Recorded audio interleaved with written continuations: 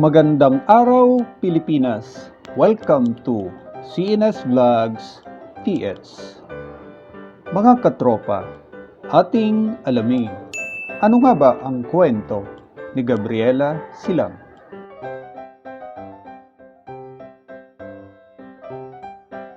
Si Maria Josefa Gabriela Carino Silang ang unang Pilipinang namuno ng isang paghihimagsik noong panahon ng pananakop ng mga Espanyol.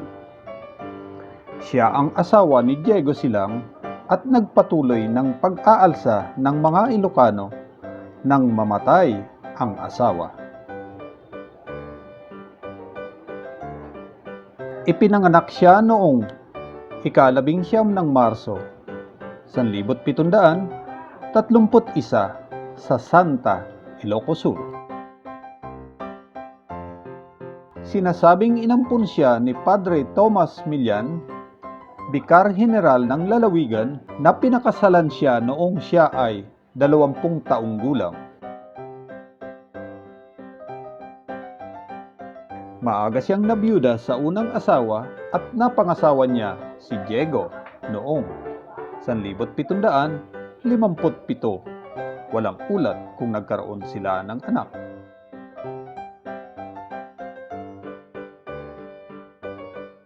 Si Diego ang naging pinuno ng pag-aalsa sa Ilocos laban sa mga Espanyol mula 1762 hanggang 1764. Nang sakupin ng mga Ingles ang Maynila noong 1762, nakita niya ang pagkakataon upang makapag-alsa ang mga Ilocano laban sa mga Espanyol.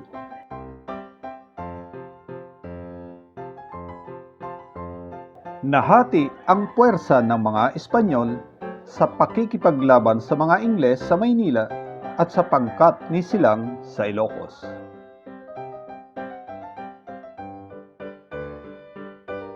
Naagaw ni Diego ang mga bayan sa hilagang bahagi ng Ilocos Sur at nagpahayag siya ng paglaya ng mga mamamayan sa pagsasamantala ng pamahalaang Espanyol.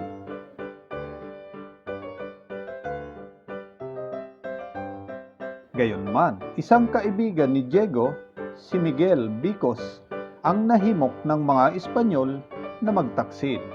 Sa pamamagitan ni Bicos, ay napatay si Diego noong 1763. Ipinangako ni Gabriela sa asawa bago ito mamatay na pamunuan ang nasimulang pag-aalsa.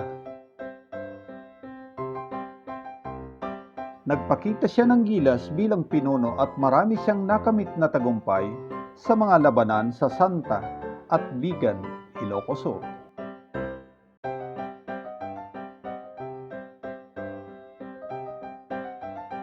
Ngunit sa dami ng kaaway, natalo ang kanyang pangkat sa kalaunan. Nadakip siya sa Abra at binitay sa Bigan noong ika-29 ng Setyembre, 1763.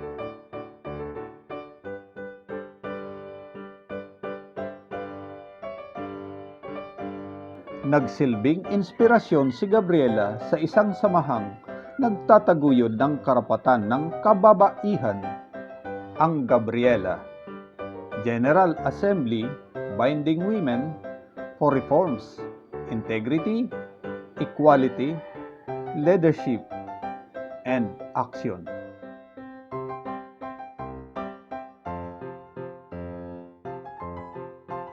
Matatagpuan din sa sentrong distritong Pangkalakalan ng Lungsod Makati ang isang monumento ni Gabriela Silang.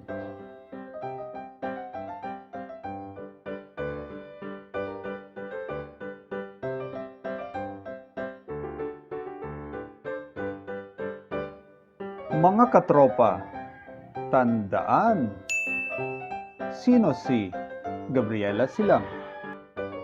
ang unang Pilipinang namuno ng isang paghihimagsik noong panahon ng pananakop ng mga Espanyol. Nagsilbing inspirasyon si Gabriela sa isang samahang magtataguyod ng karapatan ng kababaihan. Tinawag itong Gabriela.